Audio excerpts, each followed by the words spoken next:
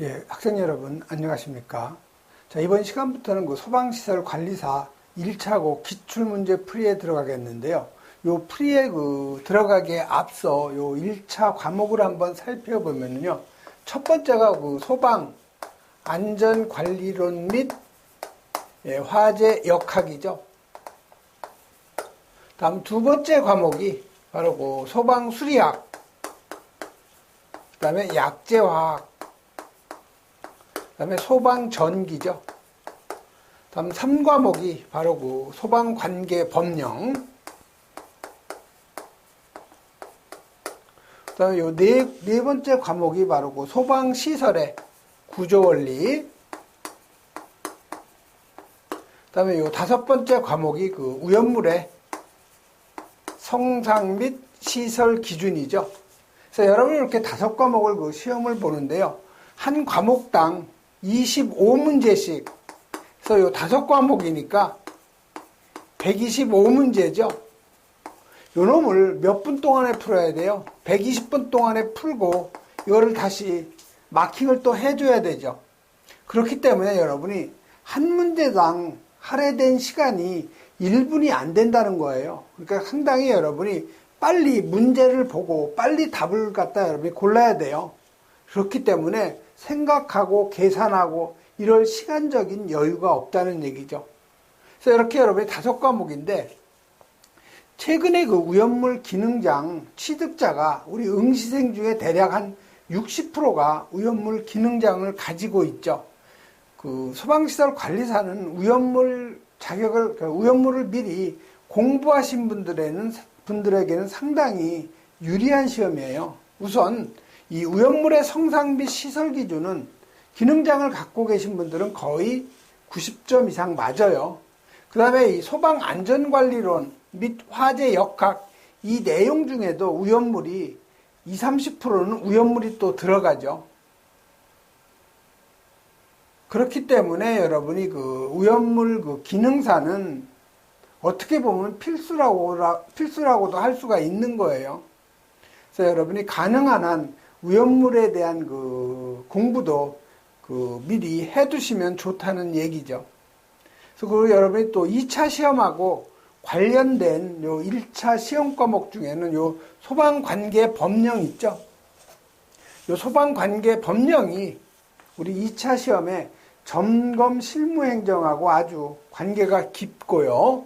그 다음에 이 소방시설의 이 구조원리가 2차 실기시험에서 설계 시공에 관계가 깊죠. 그래서 요 두 과목은 여러분이 특별히 신경을 써가지고 공부를 하시면 거의 90점 이상은 맞을 수가 있어요. 그래서 기능장을 갖고 있는 분들은 오염물을 90점 이상 맞을 수가 있는 거고요. 근데 법령하고 구조원리는 여러분이 2차 시험을 같이 병행을 하다 보면은 마찬가지로 90점 이상 맞을 수가 있어요. 그리고 나머지 우리 소방안전관리론하고 화재역학은 여러분이 소방원론하고 유사한 과목이고요. 수리학, 약재화학, 소방전기는 1차에 소방설비 기사 공부할 때 했던 그런 내용이 대부분이죠. 그래서 이렇게 여러분이 다섯 가지를 공부하는 데 있어서 좀 신경을 써야 될 부분이 3과목하고 4과목이라는 거. 그 다음에 여러분이 교재를 선택하는 데 있어서요. 너무 두꺼운 책은 피해야 돼요. 왜 그러냐면은 이 두꺼운 책은 기출문제를 다시 앞에 예상문제라고 다시 실어놨어요. 즉 이중으로 여러분이 공부할 필요가 없다는 거죠. 그래서 기출문제를 여러분이 잘 완전히 이해하면은 별도로 여러분이 1차는 크게 걱정하지 않아도 돼요. 여러분이 기출문제를 문제답 이렇게 외우지 말고요. 우리 관리사 시험에는 기출문제가 똑같이 출제되는 것이 거의 없어요. 대부분 거기서 약간 응용을 하는 거죠. 자, 그럼 이번 시간에는 2017년 4월 29일 시행한 문제 한번 풀이해보죠. 자, 문제 1번 보시면은 이 프로판 2몰하고 산소 10몰이 반응할 경우에 이산화탄소는 몇 몰이 생성되겠는가? 자, 여러분이 우선 요 CHO로 구성된 유기화합물이 있죠. 요놈이 완전 연소. 자, 완전 연소라는 건 뭐예요? 산소와 산화 반응을 완결하게 한다는 거죠. 이렇게 완전 연소가 되면 생성되는 물질은 요 CO2하고 수증기, 즉 물만 생성이 되는 거죠.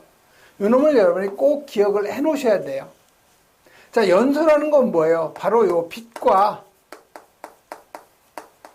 발열 반응을 동반한 급격한 산화 반응이죠. 이런 것도 같이 또 알아두셔야 되고요. 자, 그러면 프로판이 C가 3개고 H가 8이죠. 그러면 여러분이 이 포화 탄화수소가 일반 식이 CN에 H에 2N 플러스 2죠. 그래서 여기서 N이 1이면 C가 하나고 H가 4개가 되죠. 자, N이 2면 C가 2개고 H가 6개.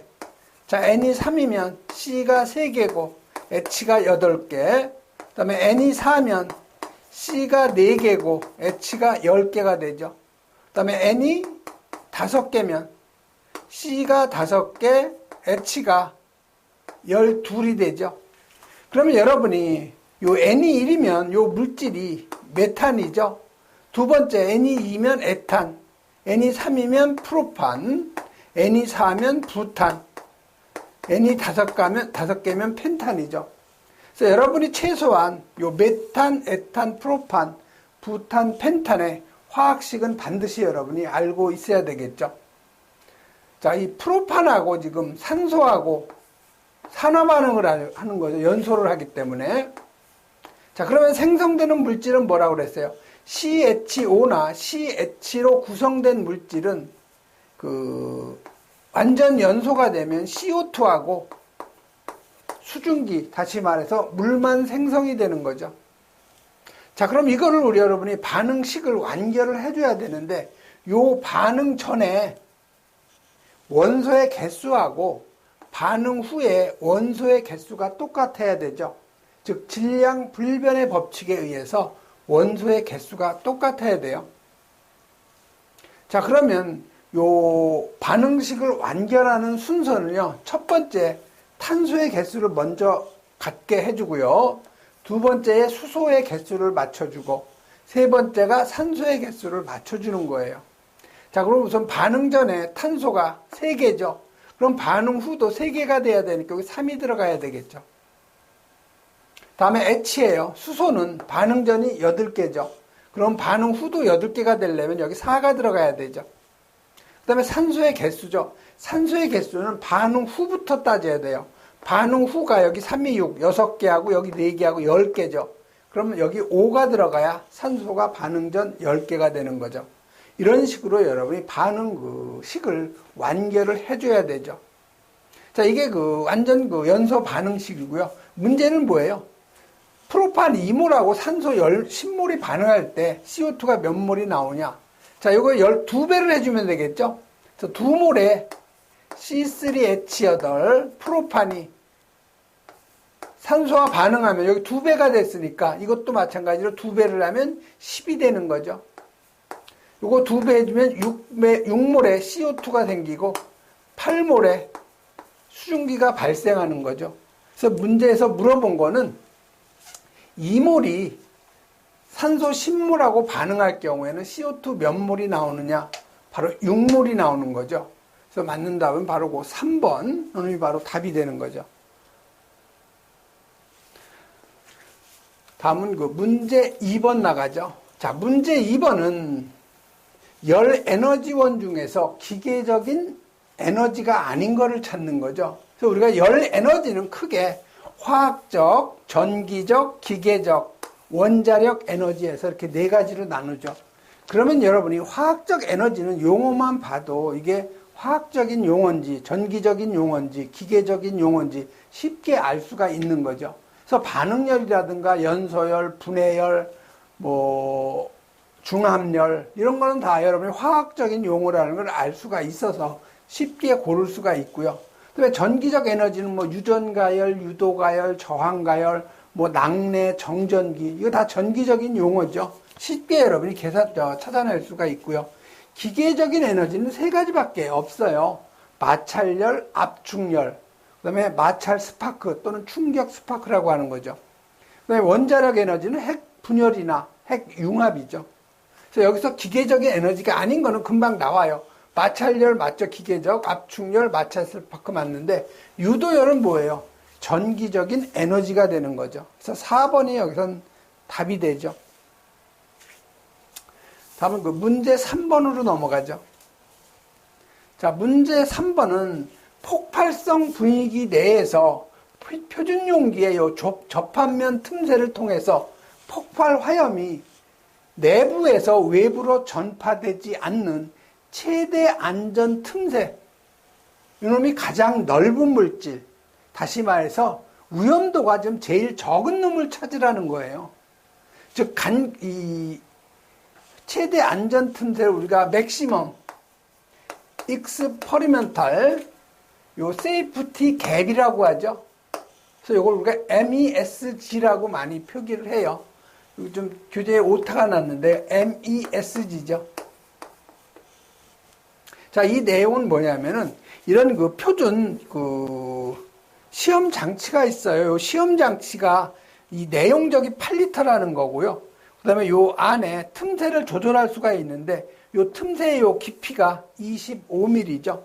그래서 이 안에서 내부에서 폭발성 분위기, 다시 말해서 그 기체를 갖다 폭발시킨다는 거죠. 그러면 이 화염이 외부로 전달되지 않는 최대 틈새예요.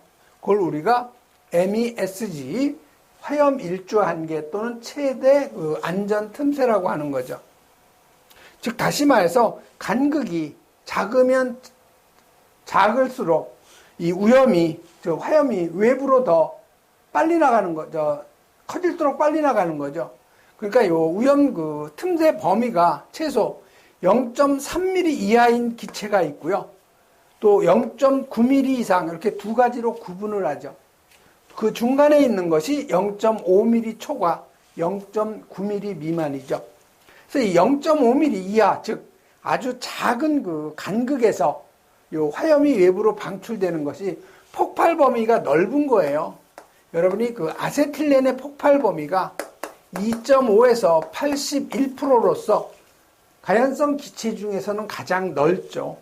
두 번째가 바로 요 수소예요. 수소가 4에서 75%로서 폭발 범위가 두 번째로 넓어요. 그래서 요 두 가지가 바로 그 안전 틈새가 0.5mm 이하라는 거죠. 다음 그 두 번째 0.5mm 그 초과 0.9mm 미만인 기체는 요 에틸렌 하나만 여러분이 암기하시면 돼요. C2H6죠. 요 에틸렌, C2H4죠. 요건 에탄이고, 요 에틸렌, 요거 하나 기억하시고요. 그 다음에 0.9mm 이상인 것은요, 아까 얘기한 메탄, 에탄, 프로판, 요 부탄이 0.9mm 이상이죠. 그래서 이 위험도는 이쪽 0.5mm 이하가 가장 위험한 거고요. 그 다음에 0.9mm 이상의 위험도가 좀 낮은 거예요. 그 다음에 0.5mm 초과 0.9mm 미만이 중간이죠. 그래서 보시면은, 여기 보시면 수소하고 요 아세틸렌, 요 놈은 0.5mm 그 미만으로서 폭발 등급이 바로 그 C등급이에요. 굉장히 위험한 거고요. 요 에틸렌이 중간급이죠. 0.5mm 이상, 0.5mm 초과 0.9mm 미만에서 이게 B등급이에요. 그 다음에 요 메탄, 에탄, 프로판, 부탄이 바로 요 A등급이죠. 그래서 메탄, 에탄, 프로판, 부탄. 그래서 요 1번이 안전 틈새가 가장 여기서 넓은 물질이라는 거 쉽게 여러분이 기억을 하셔야 되고요. 다음 4번 문제로 넘어가죠. 자, 4번 문제는 폭갱 유도거리가 짧아질 수 있는 조건으로 옳지 않은 거죠. 자, 이 폭갱 유도거리를 우리가 DID라고 하죠. 그래서 이 폭갱 유도거리라는 것은 일반적으로 이런 배관 내에서 처음에 완만한 연소가 진행이 되다가 어느 그 시간이 흐르면 급격한 그 폭갱 쪽으로 이렇게 변화하는데 걸리는 요 거리를 우리가 그 폭갱 유도거리 또는 DID라고 하죠.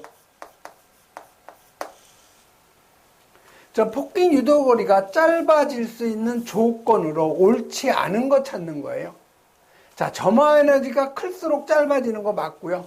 그다음에 연소 속도가 큰 가스일수록 짧아지고요.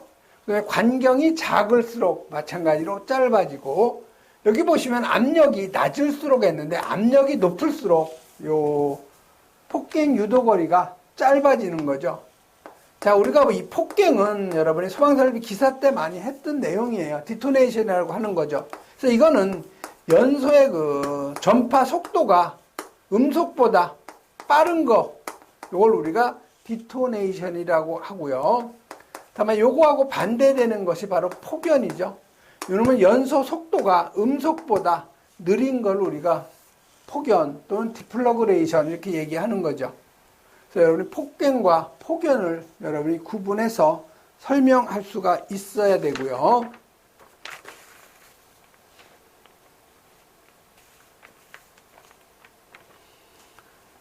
다음은 5번으로 넘어가죠. 자, 5번은 여러분이 이미 예전에 많이 했던 내용이죠.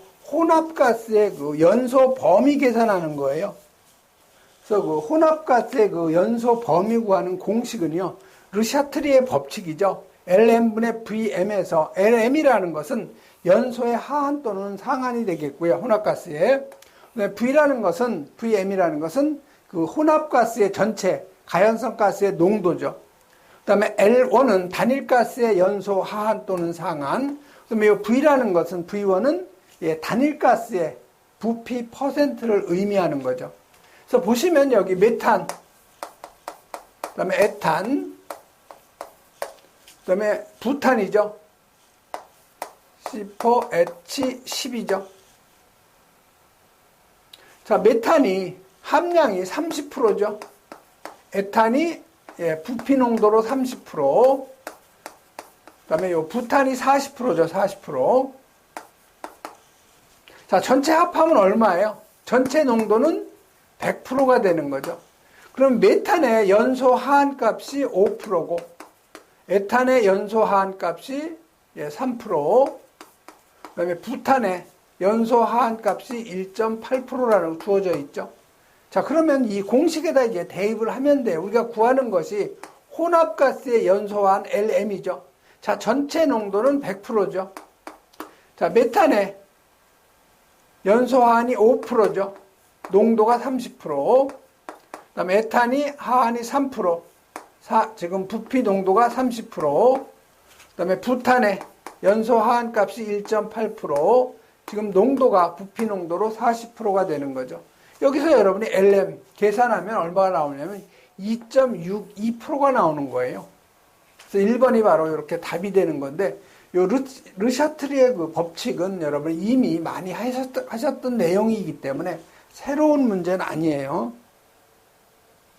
다음 6번 넘어가죠. 자, 6번은 유류 저장 탱크 내부에서 발생되는 오버플로우 현상 중에서 화재를 수반하지 않고 오버플로우 되는 것이 어느 것이냐 이렇게 물어본 거죠. 그래서 여러분이 유류 탱크에서 발생하는 것이 오버 현상인데, 이 보일 오버가 있고요. 그 다음에 슬롭 오버, 그 다음에 요 프로스 오버, 요 세 가지가 유류 저장 탱크에서 발생하는 오버플로우 현상이에요. 자, 이 보일 오버 현상이라는 것은 이 중진류 저장 탱크에서 화재가 발생했을 때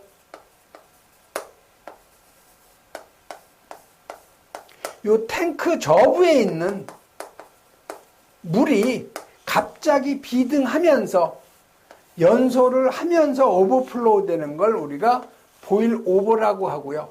그 다음에 이 슬롭 오버는 유류조정 탱크에서 화재가 발생했을 때 이것을 갖다 소화하기 위해서 물을 방사하면 이 물이 연소유의 표면으로 들어가면서 갑자기 끓으면서 화재를 수반하면서 넘치는 거. 이걸 우리가 슬롭 오버. 그 다음에 이 프로스 오버는요, 탱크 저부에 이제 물이 있는 거죠. 이때 여기에다가 뜨거운 이 중질유를 갖다가 집어 넣으면 그냥 오버플로우, 화재를 갖다가 수반하지 않고 그냥 오버플로우 되는 거죠. 이걸 우리가 프로스 오버라고 그래요. 그래서 6번은 화재를 수반하지 않기 때문에 요 프로스 오버인 요 4번이 바로 정답이 되는 거죠.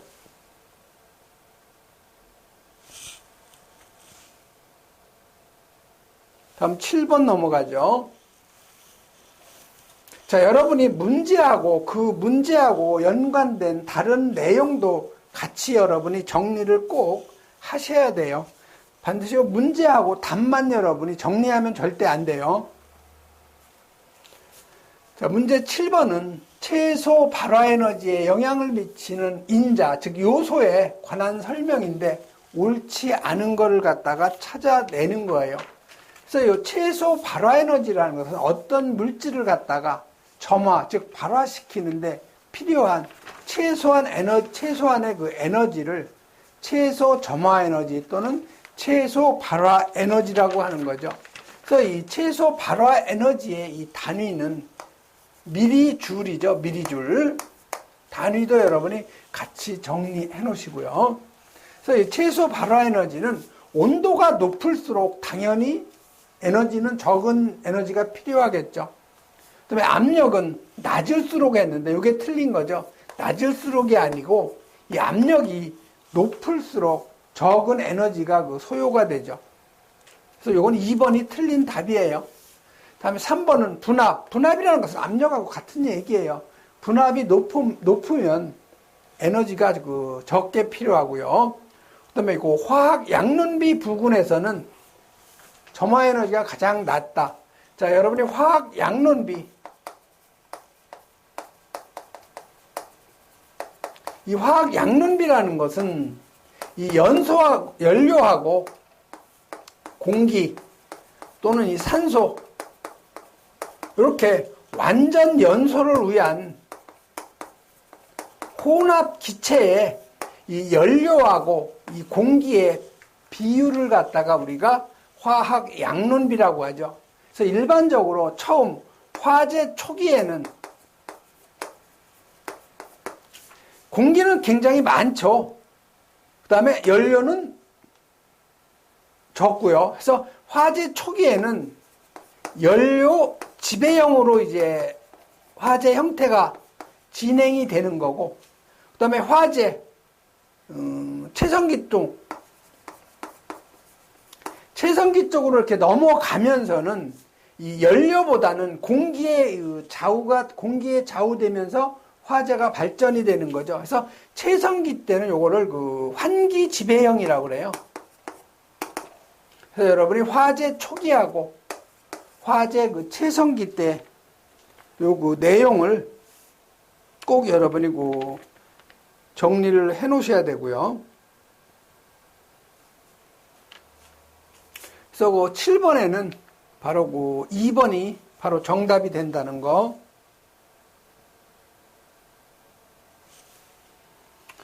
다음에 문제 8번으로 넘어가죠. 자, 문제 8번은 일기압 상온에서 인화점이 낮은 것에서 높은 것으로 옳게 배열된 것 찾아내라는 거죠. 자, 여러분이 사리오염물, 특수인화물 1석유류, 그 다음에 알코올류, 그 다음에 2석유류, 그 다음에 3석유류, 4석유류, 동식물 유류죠. 제가 이 강의 시작하기 전에 제가 말씀을 드렸죠. 오염물 기능장을 갖고 계신 분들은 다른 사람보다 훨씬 유리하다. 왜 그러냐면 이렇게 소방 안전관리론 쪽에 보면 오염물도 많이 나와요. 또 별도로 오염물의 성상 및 시설 기준이라는 그 과목이 또 별도로 있고 해서 오염물을 미리 공부해 놓는 것이 굉장히 유리하다는 거죠. 자, 사료 오염물이 전부 특성이 인화성 액체죠. 자, 특수인화물 1석유를 쭉 나가는데 1석유가 인화점이 21도씨 미만이에요. 2석유가 21도씨 이상 70도씨 미만, 3석유가 70도씨 이상 200도씨 미만, 4석유가 인화점이 200도씨 이상 250도씨 미만이죠. 동식물 유류도 마찬가지로 인화점이 250도씨 미만이에요. 자, 그러면 여기 지금 아세톤이 나와 있죠? 그 다음에 이황화탄소가 나와 있어요. CS2. 그 다음에 메틸알코올 CH3OH죠. 그 다음에 벤젠 C가 6개, H가 6개죠. 자, 이 아세톤은 제4류 오염물 중에서 1석유류에 해당되는 물질이고요. 이황화탄소는 특수인화물, 메틸알코올은 알코올류, 그 다음에 벤젠은 1석유류에 들어가는 물질이에요. 자, 인화점은 특수인화물부터 요 순서로 나가는 거죠, 인화점이. 즉, 다시 말해서 인화점은 특수인화물이 가장 낮아요. 두 번째가 1석유류, 그 다음에 알코올류, 2석유류, 3석유류, 4석유류, 동식물 유류, 이런 식으로 나가죠. 자, 그러면 지금 요 특수인화물이 이황화탄소가 있죠. 요 놈이 바로 인화점이 가장 낮은 거죠. 자, 이황화탄소가 맨 먼저 나온 게 2번이죠. 그 다음에 인화점 두 번째가 아세톤 아니면 벤젠이죠. 그 다음에 마지막은 뭐예요? 알코올류가 있죠, 여기. 요 알코올류가 가장 높은 거니까 요 메틸알코올이 가장 뒤로 나와야 되겠죠. 그 다음에 요 아세톤이 영하 18도고요. 요 벤젠이 마이너스 11도예요. 영하 11도. 그래서 요 2번이 가장 맞는 답이죠. 그래서 8번 같은 문제는 그냥 바로 여러분이 문제를 보면 답이 바로 나와야 돼요. 이런 거는 생각할 필요가 없는 거죠. 다음은 문제 9번으로 넘어가죠.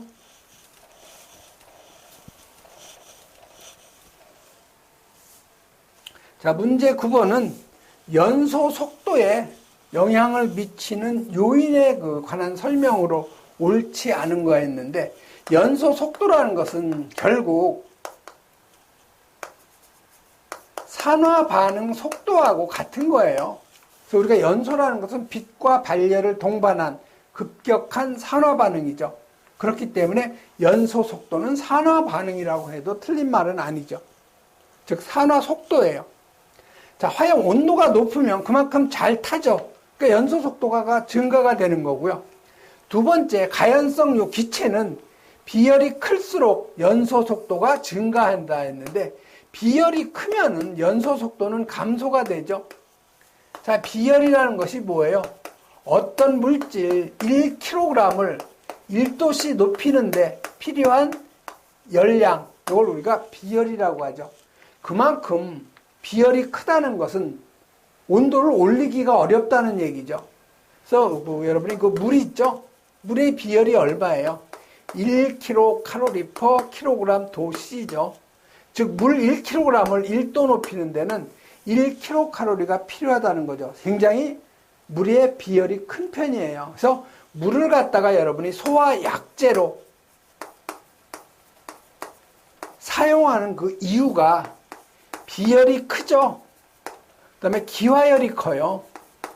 자, 기화열이라는 것은, 기화라는 건 뭐예요? 증발이죠. 즉 액체가 기체되는 것을 기화라고 하죠.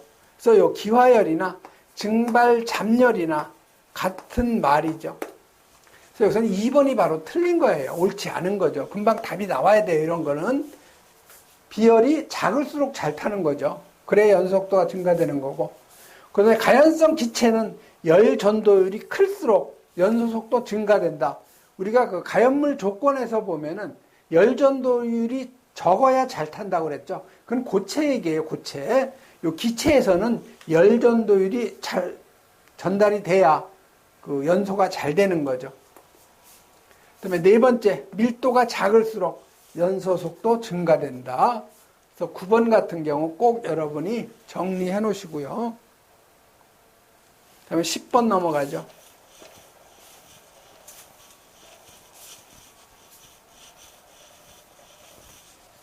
10번은 이제 화재 하중 계산하는 거죠. 그래서 우리 화재 하중은 바닥 면적 1제곱미터당 가연물의 무게, 가연물의 양을 화재 하중이라고 그래요. 그래서 이 화재 하중은 결국 목재의 단위 발열량에다가 바닥 면적 곱해주고요. 분해, 요게 가연물의 총 발열량이에요. 그래서 요 H라는 것은 그 목재 있죠. 기준이 목재죠. 목재의 그 단위 발열량 곱하기 바닥 면적분의 그 화재실 안에 있는 가연물의 총 발열량이죠. 그래서 이걸 좀 계산하라는 거죠. 이건 뭐 쉬워요. 자, 그러면 가연물의 총 발열량은 목재가 지금 300kg죠. 자, 근데 문제에 주어져 있어요. 목재 1kg당 발열량이 얼마라고 주어져 있어요. 여기 단위 발열량이 18855죠. 킬로 칼로리라고 주어져 있어요. 이게 바로 목재의 발열량이 되고요. 다음 두 번째에 보면은 킬로줄이죠. 지금 칼로리가 아니고 킬로줄로 주어져 있어요. 목재의 킬로그램당 발열량은 4,500이에요. 킬로칼로리로. 근데 킬로줄로 하면은 18855라는 거죠. 그 다음에 있는 가연물이 고무예요. 자, 고무는 총 저장량이 500kg죠. 자, 목재, 자, 고무 1kg당 발열량이 얼마냐면 42430 킬로줄이라는 거죠. 자, 이걸 뭘로 나눠주는 거예요, 이거를? 목재의 단위 발열량 얼마로 주어져 있어요? 킬로그램당 18855 킬로줄로 되어져 있죠. 여기에다가 바닥 면적은, 자, 지금 공간이 가로 세로 높이가 가로가 4m고 세로가 8m고 높이가 6m죠. 그럼 여기에 그 바닥 면적은 가로 곱하기 세로니까 4m 곱하기 8m가 바로 바닥 면적이 되는 거죠. 그래서 요거 계산하면 44.58이 아니고, 여기 제가 교재에는 이 목재의 단위 발열량을 여러분이 암기하고 있잖아요. 1kg이, 목재의 그 1kg이 발열량이 우리가 4,500 킬로칼로리예요.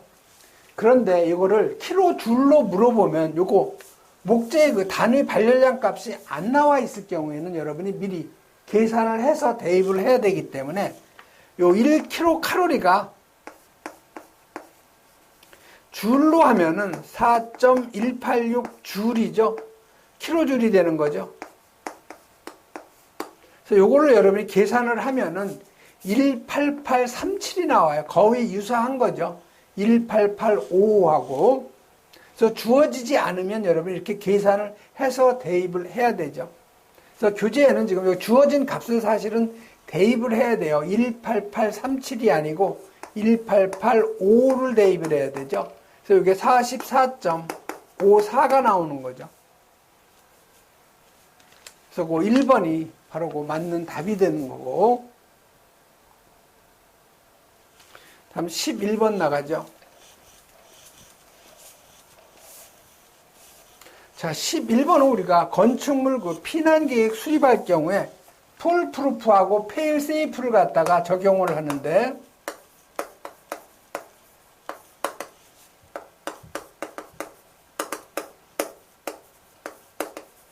이 두 가지 사항을 갖다 고려를 하죠. 피난계획 수립할 때.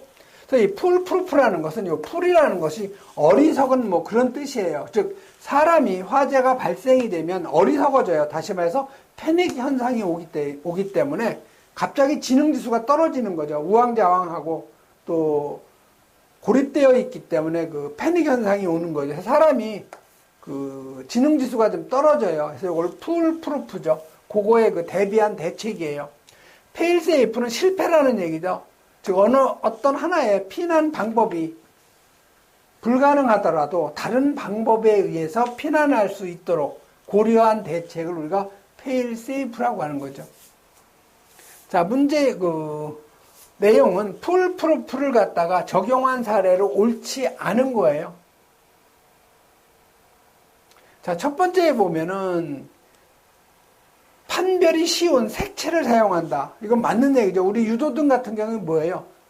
문자 이런 거보다는 사람이 뛰어가는 모습을 갖다 삽입을 한 거죠. 그런 것이 바로 풀프루프를 갖다 배려한 대책이고요. 그다음에 피난 방향으로 우리가 평상시에 문은 밀어서 열죠. 그렇기 때문에 그것도 풀프루프고요. 그다음에 도노브는 회전식이 아닌 레버식, 문 손잡이에요. 도노브라는 거. 문 손잡이는 대부분 이렇게 회전식이 아닌 레버식으로 사용하면 좋다는 거죠. 설치하면. 네 번째, 정전 시를 대비해서 비상조명 등 설치한다. 즉 정전이 되었으면, 즉 어떤 피난 대책이 실패가 오면은 바로 비상조명을 갖다 점등을 시켜서 사람이 빨리 피난할 수 있도록 하고, 그다음에 피난 경로는 2방향 이상의 피난로 확보. 요게 바로 페일 세이프죠. 그래서 4번이 여기서는 풀프루프가 아닌 거죠. 그래서 여러분이 피난 동선의 일반적인 원칙이 있죠. 가급적 일상 동선, 평상시에 사용하던 요 경로를 갖다가 사용을 배려해야 되고요.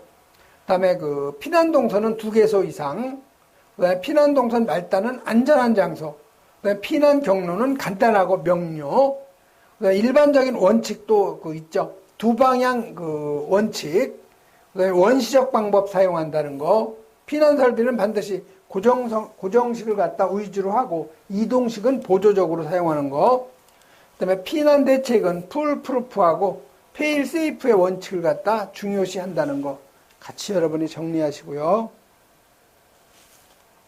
다음 12번. 자, 이 12번은 힌클리의 공식이 있죠. 여러분이 소방설비 기사, 기계기사 실기시험 공부할 때 요 힌클리 공식을 한번 나왔던 문제예요. 힌클리 공식. 그래서 이 힌클리 공식이 바로 연기의 발생량, 질량 유량으로 구하는 공식이 있고요. 용량 유량으로 구하는 공식이 있죠. 그래서 이 힌클리 공식 보면 연기의 발생량을 1초에 몇 킬로씩 발생하느냐, 요거를 계산할 경우에는 요건 0.188에다가 화염 경계 길이 곱하기 이 청결층 높이의 2분의 3승이죠.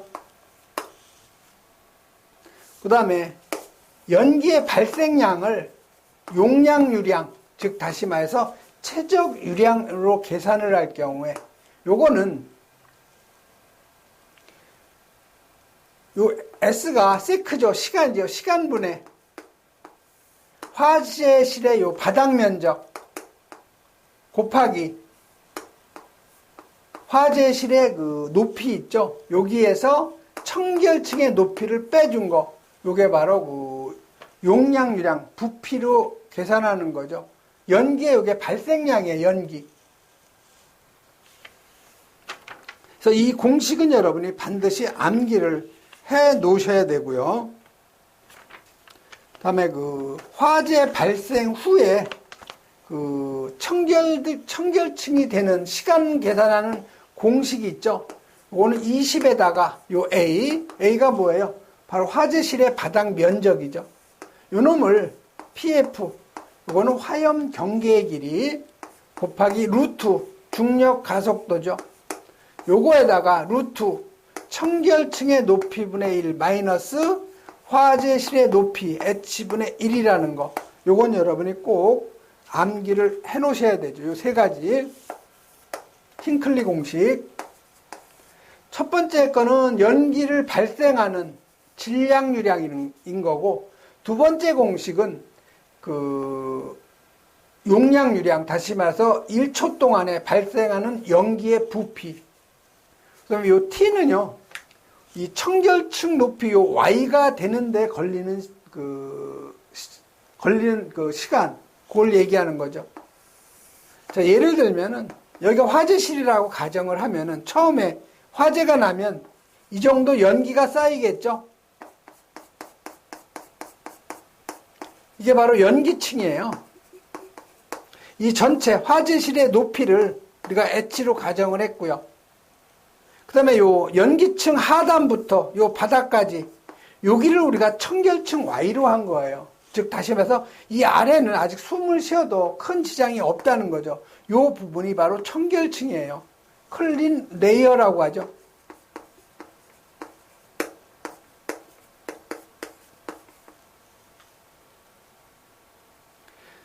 그래서 여기 보시면 요 Y라는 것은 다 요 청결층의 높이예요. 즉 화재실의 높이, 여기에서 요 연기층의 청결층의 높이는 이 건물 높이에서 이 연기층의 높이를 빼면 그게 바로 그 청결층의 그 높이 Y 값이 되는 거죠. 이 공식을 여러분이 잘 암기를 해야 어떤 문제가 나와도 풀 수가 있는 거죠. 그리고 여기서 여러분이 문제에서 보면은 화염에 발생되는 연기 발생량을 kg/sec 요 1번 공식을 갖다 이용하라는 거죠.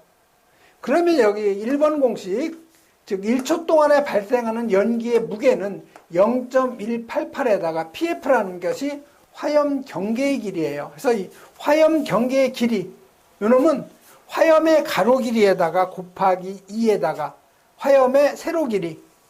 자, 이 문제에서는 지금 화염의 가로 길이하고 세로 길이를 주어져 있죠. 자, 화염의 가로 길이를 얼마로 주어져 있냐면, 가로가 지금 이게 2m라는 거죠. 그 다음에 이 화염의 세로 길이가 마찬가지로 2m라는 거예요. 그러면 화염 경계의 길이는요, 2m에다 곱하기 2 하니까 이게 4m가 되는 거죠. 요놈도 마찬가지로 더 넓힌 거죠. 이걸 4m로 하라는 거죠. 그래서 화염 경계의 길이는 요 가로 4m, 세로 4m가 되는 거죠.